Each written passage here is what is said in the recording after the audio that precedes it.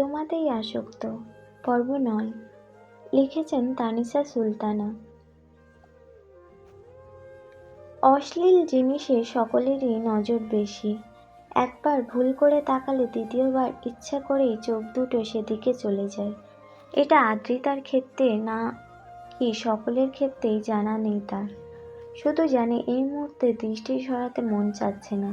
মন বলছে দেখতে থাকো দেখতে থাকো, এমন দৃশ্য সচরাচর সামনে পড়বে না।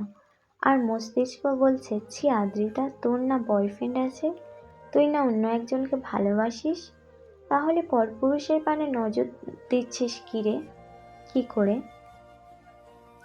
লজ্জা নেই তোর? আবরার তাজনি নিজ কক্ষে ড্রেস চেঞ্জ করছে।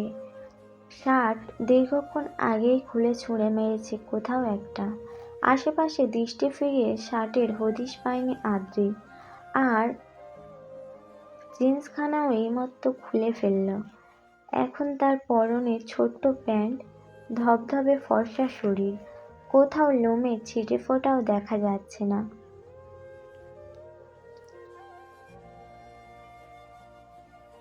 বড় বড় চুলগুলো কপালে এসে পড়েছে। গোলাপি অধরে ভিমরুল কামড়াচ্ছে মনে হয়, লাল লাল দেখাচ্ছে এবং একটু ফোলা ফোলা। ঠোঁট মেলে হাসতে সে জানে না। চাপ দাড়িতে কণ্ঠনালীর উঁচু জিনিসটা ঢেকে ফেলেছে। বুকের দুই পাশে দুটো কয়লা, তারপর তার একটু নিচে নাভি কুণ্ডল।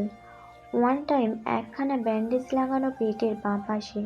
গোটা গায়ে এবং পিঠে অনেক অনেক ছোট ছোট ক্ষত, যেন 1971 সালের যুদ্ধে তিনি অংশগ্রহণ করেছিলেন। তখন বুলেটের আঘাত কিংবা ছুরি লাঠির মাইর পড়েছিল সর্ব অঙ্গে। আদ্রিতা ফ্যাল নয়নে খানিকক্ষণ তাকিয়েই থাকে, অনেকক্ষণ। অতঃপর বিড়বিড় করে বলে, একটা মানুষকে আদর করে হাতি ডাকি, তাই বলে তাকে হাতির মতোই দেখতে হতে হবে? এটার কোনো মানে হয় না।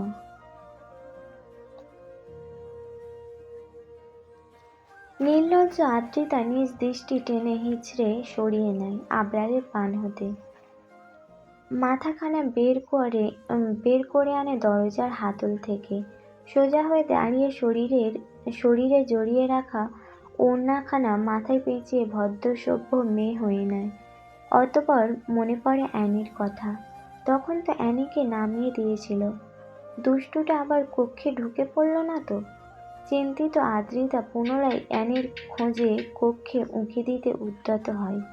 তখনই নজর পড়ে ফ্লোরে। আদ্রিতার লুচু বিড়াল আরাম করে শুয়ে আবরারকে চেঞ্জ করতে দেখছে। হতাশ আদ্রিতা দীর্ঘশ্বাস ফেলে বিড়বিড় করে বলে, না নিজে মানুষ হতে পারলাম আর না তোকে মানুষ করতে পারলাম। আমার মতো চরিত্রের গুণ কোথা থেকে পেলি রে সোনা? অ্যানির পা টেনে তাকে সরিয়ে দিতে চায়। বিরক্ত হয় বিড়ালটি। কেমন করে তাকায় আদ্রিতার পানে। হাত পা নাড়িয়ে ছোটাছুটি করে বোঝায় সে দেখবে। আদ্রিতা বোধহয় বুঝল না, তাই কোলে নিতে চায়। চালাক অ্যানি মালিকের হাতে খামচি কেটে ঢুকে পড়ে কক্ষে। আদ্রিতা ভেংচি কাটে, বিড়বিড় করে বলে, তোকে সহ আমাকে একদিন নির্লজ্জ বেহায়া তকমা লাগিয়ে অউন্নত দেশ সুইজারল্যান্ড থেকে জুতো পেটা করে তাড়াবি। আতিয়ার হাতির বাচ্চা ছেলে আবরার হাতি ওরফে গোলামের পুত। দেখে নিস তুই। আদ্রিতা বেমালুম ভুলেই বসেছিল সে আসলে কেন এসেছিল এই কক্ষের পানে। চলে যাওয়ার জন্য পা বাড়াতেই মনে পড়ে।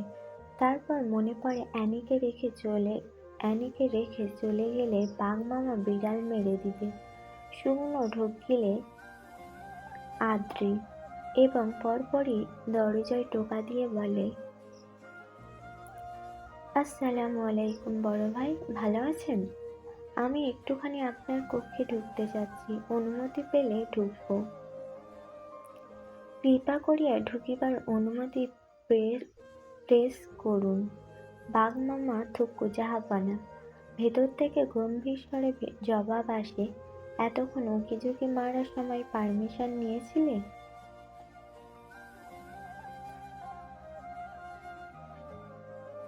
চুরি করতে গিয়ে ধরা পড়লে যেমন পরিস্থিতি হয়, আদ্রিতার অবস্থাও তেমন হয়েছে। উজ্জ্বল মুখখানা পাংশুটে হয়ে গিয়েছে। লোকটা তো এই দিকে তাকায়ও নি। তাহলে কি করে বুঝলো? বার কয়েক শুকনো ঢোক গিলে একবার ভাবে এক দৌড়ে চলে যাবে। পরপরই মনে মনে নিজেকে নির্দোষ প্রমাণ করার শখ জাগে। অজ্ঞতা ইনোসেন্ট ফেস মুড়মুড়িয়ে ঢুকে পড়ে কক্ষের ভেতর। কপালে ভাঁজ ফেলে আঁখি পল্লব ছোট ছোট করে নিরপরাধের সুরে জবাব দেয়, আমি তো এসেছিলাম আপনার হাত দেখতে, আপনার ফুলো ফুলো বডি দেখতে নয়। আর উঁকি দিয়ে হাতই দেখছিলাম, অন্য কিছু নয়। আমার চোখ খুবই ভালো। আপনি যে ন্যাংটো প্যান্ট পরেছিলেন সেটা একদমই দেখিনি। আদ্রিতার ভাষণ শুনতে শুনতে কাবাডের পানে এগোয় আবরার। শান্ত ভঙ্গিমায় কাবাড খুলে কালো রঙের টি শার্ট বের করে এবং পরপরই গায়ে জড়িয়ে নেয়। বিরক্ত হয় আদ্রিতা। আর একটু থাকতো খালি গায়ে। ফুলো ফুলো মার্সেল ভাঁজ ভাঁজ বুক দেখতে দারুণ লাগে তার। শাহরুখ খানের বডি দেখে কতবার ক্রাশ খেয়েছে এবং শক্ত না নরম ছুঁয়ে দেখার স্বাদ পোষণ করে হৃদয়ে। অ্যানি আবরারের পেছন পেছন ঘুরছে। সে যেদিকে যাচ্ছে সেও সেদিকে যাচ্ছে। মনে মনে তারও ইচ্ছে জেগেছে আবরারের কোলে ওঠার, ছুঁয়ে দেয়ার। নিজের লালন পালন করা বাচ্চাটির মনোভাব বুঝতে 2 সেকেন্ডও সময় লাগে না আদ্রিতার। সে বাঁকা হেসে আওড়ায়, ওরে আমার অ্যানি, একটু লজ্জা শরম বাঁচিয়ে রাখছো না, মায়ের মতো হোস না। নিজের কথা শেষ করে সামনে তাকাতেই দেখতে পাই তার ঠিক নাক বরাবর আবরার দাঁড়িয়ে আছে, বুকে হাত গুঁজে। আদ্রিতা মাথা উঁচু করে এক পলক তাকায় আবরারের পানে, পরপরই কেবলা হাসি দিয়ে বলে, এখন তাহলে যাই ভাইয়া, অনেক রাত হলো, ঘুমাবো। ডিস্টেন্স মেনটেন করে চলবে আমার থেকে। ফার্দার আমার সামনে আসবে না। তোমাকে আমার পছন্দ। আবরারকে কথা শেষ করতে না দিয়ে আদ্রিতা বলে ওঠে, আপনাকেও আমার পছন্দ না। আপনার সামনে আসার ইচ্ছেও নেই, জাস্ট মানবতার খাতিরে এসেছিলাম।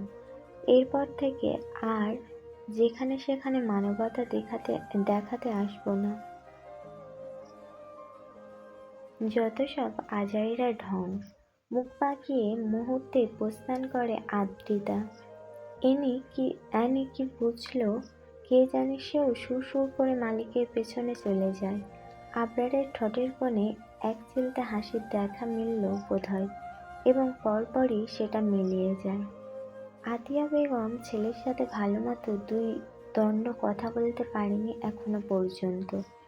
পারেনি বলতে আবরার তাকে সময় দিচ্ছে না। এই তো সকালে ঘুম থেকে উঠে ছেলের জন্য কফি করে এনেছিল, কিন্তু কক্ষে প্রবেশ করে দেখে ছেলে নেই। গোটা বাড়িতে কোথাও নেই, মানে সে চলে গিয়েছে।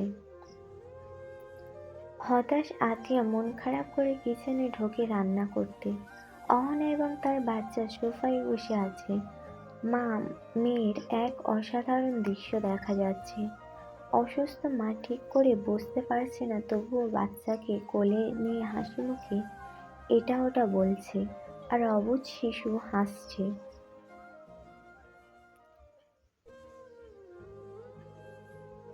আদ্রিতা খানিকক্ষণ তাকিয়ে তাকিয়ে দেখে, তার জীবনে অনেক না পাওয়া রয়েছে, মন খারাপের অনেকগুলো কারণ আছে, কিন্তু কখনোই তার মন খারাপ হয় না, কখনো কান্না পায় না। 13 বছর বয়সে মা মারা গিয়েছে। মাকে কবরে শুইয়ে রেখে আসার 3 ঘন্টা বাদেই বাবার দ্বিতীয় বিয়ের কথা শোনে আদ্রিতা। জানতে পারে তার বাবা সিঙ্গাপুরে আরেকটা বিয়ে করেছে। হয়তো সেই খবর জানতে পেরে মা পরলোক গমন করেছে। না হলে ভালো মানুষ কখনো হঠাৎ করে মারা যেতে পারে? মা হারা আদ্রিতার দায়িত্ব নেওয়ার মতো কেউ ছিল না। তাই সেদিন আদ্রিতার দাদা জোর করে তার দায়িত্ব তুলে দিয়েছিল আতিয়া বেগমের কাঁধে।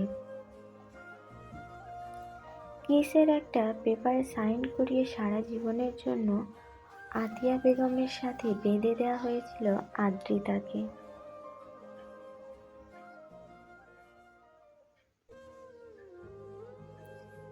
বলা বাহুল্য, আতিয়া বেগম কখনোই দায়িত্ব হেলাফেলা করেনি। মায়ের মতো আগলে রেখেছে তাকে। চাওয়া পাওয়া সবটা পূরণ করেছে এবং এখনো করছে। প্রতি মাসে বাবা নির্দিষ্ট অ্যামাউন্ট পাঠায় আদ্রিতার অ্যাকাউন্টে, কিন্তু আতিয়া বেগম সেই টাকা খরচ করতে দেয় না। আদ্রিতা একটা ব্যাপার ভেবে দেখে, তার মা সব দায়িত্ব পালন করলেও তাকে বিয়ে দিচ্ছে না কেন? এই তো ২১ বছর হয়ে গিয়েছে তার। কয়েকদিন পরে ২২ হবে, বুড়ি হয়ে যাচ্ছে, অথচ মা বিয়ের কথা ভাবছে না। আদ্রিতা কপালে ভাঁজ ফেলে এগিয়ে যায়। অহনার পাশে বসে চিল্লায়ে বলে ওঠে, মা, তুমি আমার বিয়ে দিচ্ছ না কেন? আমার যে বিয়ের বয়স হয়ে গিয়েছে, ভুলে গেছো? তখনই আবরার আর সিয়াম বাড়িতে ঢুকলো এবং তারা সম্পূর্ণ কথা শুনেছে আদ্রিতা। এই পর্যন্তই ছিল আজকের পর্ব।